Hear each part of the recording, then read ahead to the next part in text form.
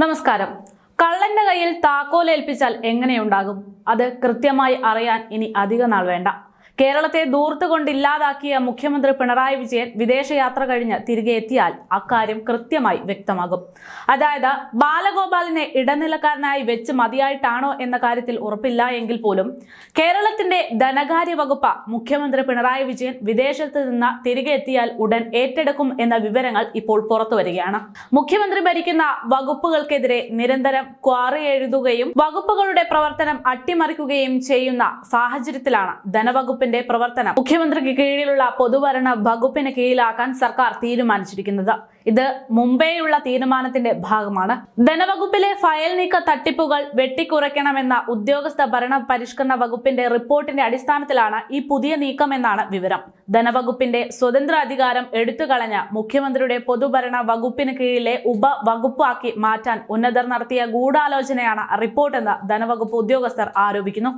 ഇക്കാര്യത്തിൽ ധനമന്ത്രി അടക്കം മൗനം പാലിക്കുകയാണെന്നാണ് അവർ കുറ്റപ്പെടുത്തുന്നത്.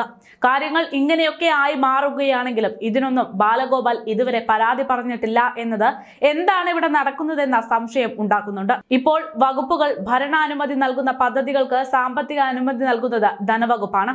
ഇനി രണ്ട് അനുമതികളും ഭരണവകുപ്പിലേക്ക് മാറ്റുന്നതടക്കമുള്ള പരിഷ്കാരം വരുമെന്നാണ് ധനവകുപ്പ് ഉദ്യോഗസ്ഥരുടെ ആശങ്ക.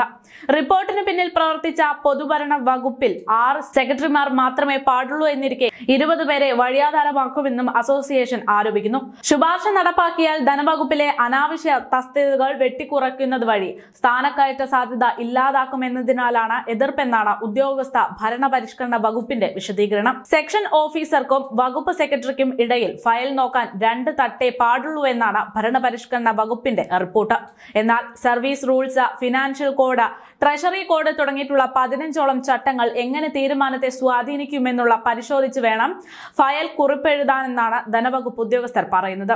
ബജറ്റ്, ആസൂത്രണം, കടമെടുപ്പ്, തിരിച്ചടവുകൾ, ചെലവുകളുടെ അപഗ്രഥനം തുടങ്ങി മനുഷ്യവിഭവശേഷി ഏറെ വേണ്ട പ്രവർത്തനങ്ങളാണ് ധനവകുപ്പിന്റേതെന്നും ഉദ്യോഗസ്ഥർ പറയുന്നു. എന്നാൽ ഇത്തരത്തിലുള്ള ആർഭാടങ്ങളൊന്നും വേണ്ട, എല്ലാം ഞാൻ നോക്കിക്കൊള്ളാം എന്ന രീതിയിൽ മുഖ്യമന്ത്രി കാര്യങ്ങൾ ഏറ്റെടുക്കാൻ പോകുകയാണ്.